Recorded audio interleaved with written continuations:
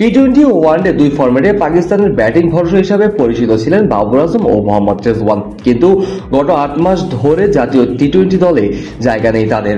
সর্বশেষ 2024 সালে 13 ডিসেম্বর দক্ষিণ আফ্রিকার বিপক্ষে সেঞ্চুরিয়ানে তারা টি-20 খেলেছিলেন।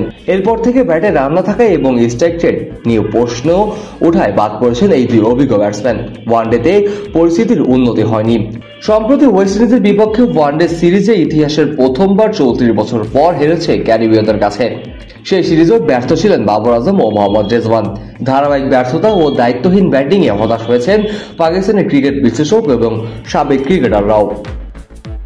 এই অবস্থায় আগামী 9 সেপ্টেম্বর থেকে শুরু হয়ে যাওয়া এশিয়া কাপকে সামনে রেখে বাবর ও রেজওয়ান দলে ফিরবেন কিনা তা নিয়ে চলছে জল্পনা কল্পনা। যদিও টিম ম্যানেজারের অভিজ্ঞতার খাতিরে তাদেরকে সুযোগ দেওয়ার কথা ভাবছে, তবে সাবেক ব্যাটসম্যান বাসেদ আলী এই নিয়ে ঘোর বিরোধিতা করেছেন। বাসেদ আলী স্পষ্ট ভাষায় বলেছেন, বাবর ও রেজওয়ানের পারফরমেন্সে কোনো উন্নতি হয়নি। তিনি বলেন, ওরা ক্যারিয়ারের শুরুর সময় যেমন পারফরমেন্স করতো এখন তাই করছে। এখন এদেরকে শুধু বিজ্ঞাপন করানো যায়। পারফরমেন্সের সমালোচনা করেই থেমে থাকেননি বাসেট। তিনি অভিযোগ উঠিয়েছেন, এই দুই সিনিয়র ব্যাটসম্যান কোচদের নির্দেশনা মানছেন না। তার ভাষায়, ওরা কোচদের কথা শোনে না। ব্যাটিং কোচ যাই বলেন, ওরা কেবল ভান ধরেছে যে শুনেছেন তারা।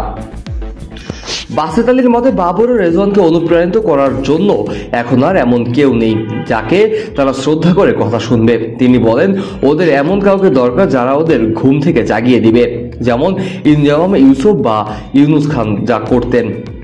আর ওরা জানে এখন দলে এমন কেউ নেই, কারণ আগে থেকেই তারা কাউকে তা করতে দেয়নি। বাসেত আলীর এমন মন্তব্যে পাকিস্তান ক্রিকেটে নতুন করে বিতর্কের জন্ম দিয়েছে।